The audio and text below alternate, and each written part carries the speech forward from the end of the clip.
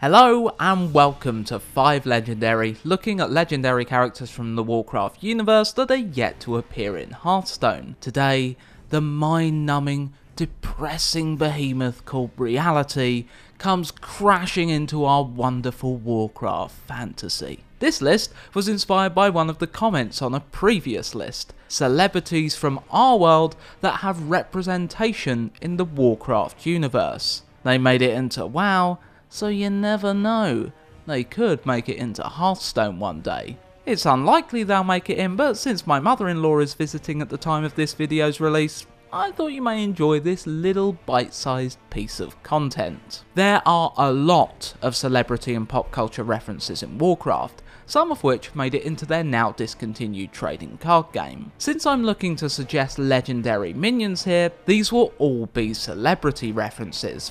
And to try and not be a bit boring, I've picked celebrities with differing professions as well. Anyway, that's quite enough preamble.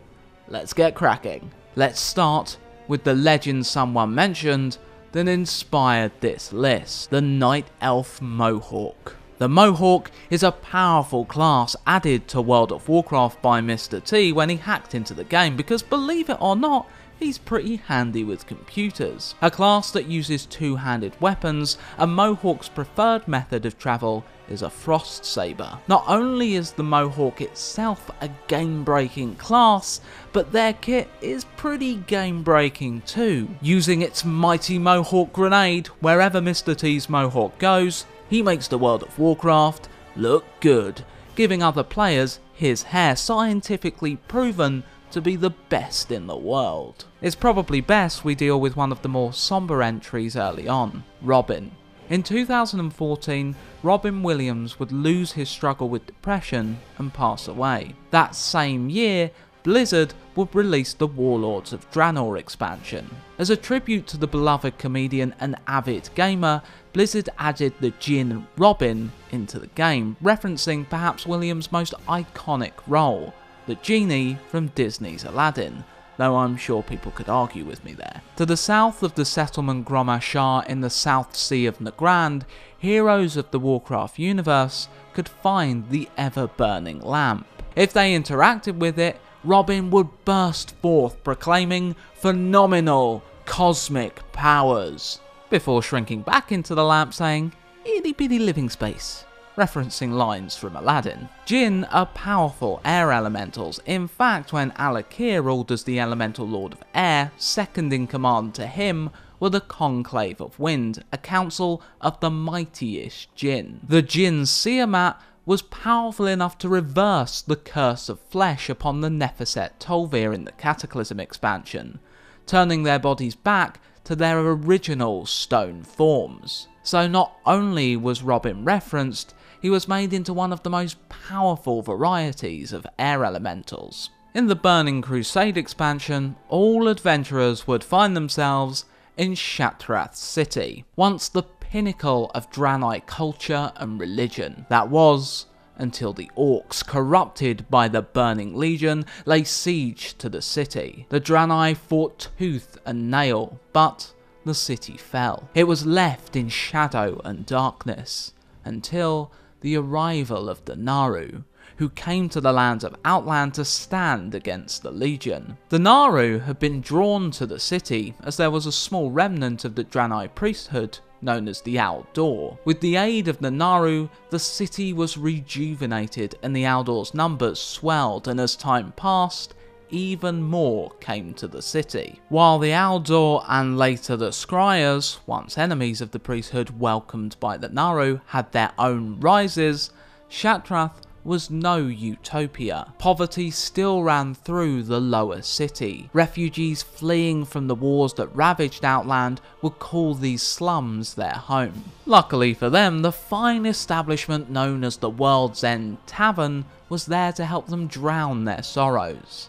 But even here they could not avoid the gaudy glitz of those better off than them, as a frequent patron of the World's End was the socialite Harris Pilton, sporting her designer clothing, trendy shades and gorgeous bag, which seemed to have no limit as to what it could hold. It's likely Pilton's appearance made anyone feeling down on their luck just that little bit more unlucky. However, Pilton was a generous lady. She'd sell anyone with enough money one of her designer bags, the Gigantique bag, so they could look just as fabulous as her. Problem was, only well-off adventurers could afford them. There's even an achievement in WoW for getting your hands on one. Pilton also had her trusty pet Tinkerbell, referencing the real-life Paris Hilton's chihuahuas, and if a priest held the Eye of Divinity, they would be able to see the ghostly figure of Nicole Richie, an obvious reference to Nicole Richie, her and Hilton being seen together a lot at this time. When the cataclysm occurred, changing how Azeroth would look forever,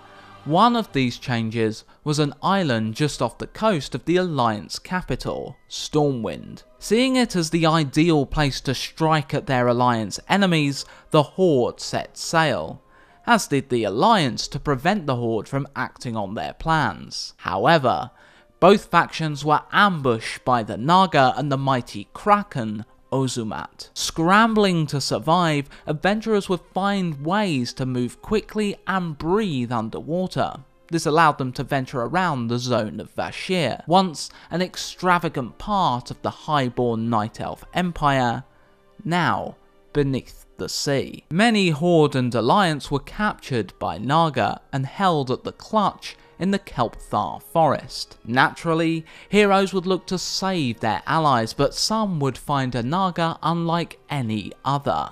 Lady Lala, the Siren of the Deeps, was a Naga sea witch dressed in a peculiar manner. She wore giant glasses and her serpentine hair was decorated by many balls of light. Clearly an accomplished musician, Lala would use her musical virtuosity to attack her foes. Her siren song ability would force heroes to stop what they were doing and uncontrollably dance, and the deadly briny romance would deal frost damage to her opponents. If defeated, Lady Lala would drop her singing shell, which heroes could equip as a trinket. Lala is clearly a reference to Lady Gaga, her moveset referencing the songs Bad Romance and Just Dance. So we've had an actor, comedian, socialite and musician. How do we top all that off? Why, with a pro wrestling reference, of course. Hailing from the lower city of Shatrath, standing 4 foot tall and weighing in at 150 pounds, can you smell what rock is cooking? That's R-O-K-K, of course. The master of cooking is clearly a reference to Dwayne "The Rock" Johnson, a guy that people only say they don't like to seem edgy. I'm kidding, you're perfectly entitled not to like him, though you are factually wrong. There's no great lore that goes along with Rock. He was an NPC that would offer several cooking daily quests. Manalicious, where players needed to collect mana berries from Netherstorm. Revenge is Tasty, where a Kalari stew would need to be provided. Soup for the Soul, which coincidentally made it into the WoW TCG, and is used for the Squire art in Hearthstone, where cooks made spiritual soup. And Super Hot Stew, heroes making the demon broiled stew. Rock would also allude to The Rock's catchphrase, "Can you smell what The Rock is cooking?" with phrases such as, "Do I smell something tasty?" and "What smells so good?" So there you have it, 5 celebrity references in WoW that could become legendary cards in Hearthstone. Which references would you like to see, or would you prefer that this sort of thing stays way the hell away from Hearthstone? I hope you enjoyed. If you did, like, share and subscribe, and if you want to keep up to date with 6 content, follow us on Facebook, Twitter and Twitch. Thanks for watching, and until next time, happy Hearthstoning.